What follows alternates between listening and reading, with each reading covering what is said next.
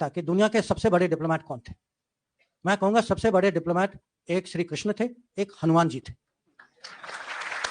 नहीं, और ये बहुत बहुत सीरियस उत्तर दे रहा हूं मैं आपको कि अगर आप उनको कूटनीति के परिप्रेक्ष्य से देखें कि किस सिचुएशन में थे, उनको मिशन क्या दिया गया था, किस तरीके से उन्होंने हैंडल किया था, और हनुमान जी ने तो माने उसके साथ इतना इंटेलिजेंस भी, और मिशन के आगे भी बढ़ गए थे। उन्होंने सीता को वो कांटेक्ट भी किया था, पूरी लंका की खबर ली, लंका को जला भी दिया उसके बाद।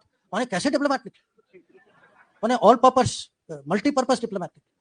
तो अगर आज मैं आपको कहूंगा कि दुनिया के 10 स्ट्रेटेजिक कॉन्सेप्ट जो आज की चर्चा में, आज के डिस्कोर्स में 10 बड़े स्ट्रेटेजिक कॉन्सेप्ट जो इंटरनेशनल रिलेशन, मैं हर कॉन्सेप्ट का आपको एक महाभारत में इक्विवेलेंट दे सकता हूं कि अगर आप कहें अरे आज मल्टीपोलर वर्ल्ड है, उस समय भी अगर कुरुक्षेत्र के मैदान में क्या हो रहा था, वो मल्टीपोलर भारत था जिसमें अलग अलग राज्य थे, सबको कहा गया कि आप उनके साथ हैं, मेरे साथ हैं, एक दो नॉन अलाइन निकले बीच में, जैसे बलराम थे या रुक्मा थे।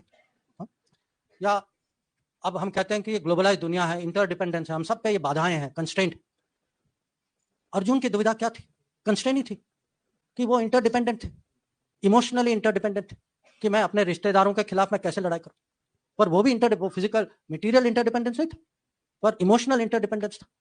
या हम कभी कभी हम कहते हैं अरे पाकिस्तान ने ये किया वो किया, चलो हम स्ट्रेटेजिक पेशेंस दिखाते। स्ट्रेटेजिक पेशेंस का सबसे अच्छा उदाहरण जो है वो कृष्ण भगवान जिस तरीके से उन्होंने शिशुपाल को हैंडल किया कि 100 बार उन्होंने क्षमा किया, 100 बार, उसके बाद आपको पता। या आजकल ये टर्म आया है रूल्स बेस्ड ऑर्डर, कि एक मर्यादा होती है देशों के बीच में, जो राजनीति में, कि आपस में कुछ ऐसे कानून होते हैं, कुछ रूल्स होते हैं। महाभारत की कहानी क्या है कि जो रूल्स का उल्लंघन करते हैं, जैसे कर्ण या दुर्योधन, वो अपने आखिरी समय में खुद उनको अचानक रूल्स याद आ जाती कि वो कहते हैं भाई ये नहीं करो क्योंकि ये रूल के मुताबिक, और पूरी जिंदगी जो है उन्होंने उसी रूल्स का उन्होंने पालन नहीं किया था। तो ऐसे बहुत सारी चीज है। आज हम कभी कभी आपस में हमारी डिबेट होती है कि हमारे खिलाफ हमसे बड़ा देश है। अब ये याद रखिएगा कि पांडव जो है, पांडव कौरव की प्रोपोर्शन जो थी वो 7-11 थी, कि वो छोटी फौज थी, उनके पास छोटी फौज थी पर बड़ी सोच थी, अनुशासन ज्यादा था, क्रिएटिविटी ज्यादा था, इंटेलिजेंस ज्यादा था, और श्री कृष्ण उनके साथ थे। तो और हम कभी कभी रेपुटेशन कॉस्ट की बात करते हैं कि रेपुटेशन जो है कूटनीति में, राजनीति में भी, जिस पे आप भरोसा, अब भरोसा की मैं क्या कीमत बताऊं आपको, जिस पे भरोसा करते हैं उसकी जो वैल्यू जो है, पार्टी हो, आदमी हो, देश हो, रेपुटेशन की बहुत कीमत होती। और पांडवों की रेपुटेशन जो है कौरव से इतनी अच्छी थी, रेपुटेशन का बहुत फर्क पड़ा।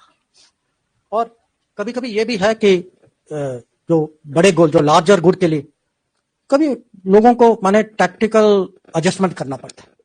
और ये भी इसके बहुत उदाहरण, जो युधिष्ठिर ने अश्वत्थामा के बारे में कहा, या जब अर्जुन ने शिखंडी को आगे किया। अब टेक्निकली आप कहेंगे कि ये गलत चीज क्या, पर उन्होंने किया। तो ऐसी बहुत सारी चीज है, जैसे अब स्ट्रेटेजिक डिसेप्शन, जो जब कृष्ण भगवान ने सूर्यस का एक किस्म से इल्यूजन क्रिएट किया, तो जयद्रथ को लगा कि वो बच गए।